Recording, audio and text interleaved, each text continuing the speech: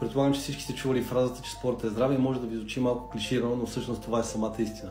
Доказано е, че спорта носи изключително големи ползи за здравето, както за физическото, така и за психическото здраве. Затова е хубаво да тренираме, да бъдем активни, колкото се може по-често. Сега ще дам няколко причини да започнете веднага. Когато тренираме, в тялото, в нашия организъм се отделят хормоните на щастието, което ни прави по-радостни и по-уверени в себе си. Освен това, когато се занимаваме с някакъв спорт, ние развиваме освен мускулите си, но изглеждаме по-добре и се чувстваме по-добре. Успяваме да се концентрираме по-лесно към нещата, към които се стремим и като цяло сме по-щастливи. Спортът насърчава уважението към нашето тяло, независимо как изглежда то, дали сме дебели, дали сме слаби, няма значение. Спорта ни дава самочувствие.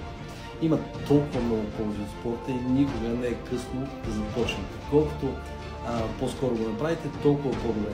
Каквото и да изберете, какъвто и вид спорт, няма да грешите. Важното е да сте активни и да ви вдъхновява, да ви носи радост. И независимо дали сте начинаещ ентусиаст или по-напредно, важното е да знаете, че грижата за тялото, както отвън, така и отвътре, е от изключително важно значение. Затова ще препоръчам да подкрепите организма си с някои комплексни хранителни добавки. Ето и моята препоръка. На първо място гел от алоe вера. В него има повече от 200 полезни вещества, които снабдяват организма с енергия. Препоръчвам геловете с алоe вера от TLR. Имат богат избор за различни нужди и възможно най-голяма концентрация на чистия гел от алоe вера.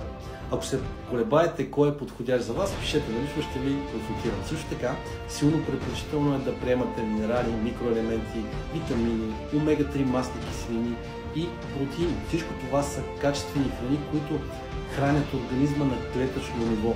Но не бива да забравяте, че хранителните добавки не заместват балансираното хранене и в обобщение на това видео спортувайте редовно. Просто се грижете за себе си и се радвайте на живота. Чао от мен и хубав ден!